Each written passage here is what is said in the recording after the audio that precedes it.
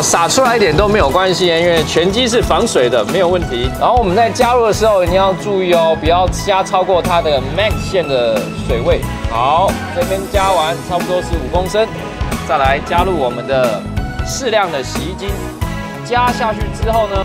可以倒入下去之后，哇哦，看到这个泡沫，好，盖起来。其实我们可以先不用盖。那我们今天是选用5分钟的快洗的行程，那因为时间的关系，我们用5分钟比较可以让他了解到他现在的这个使用状态。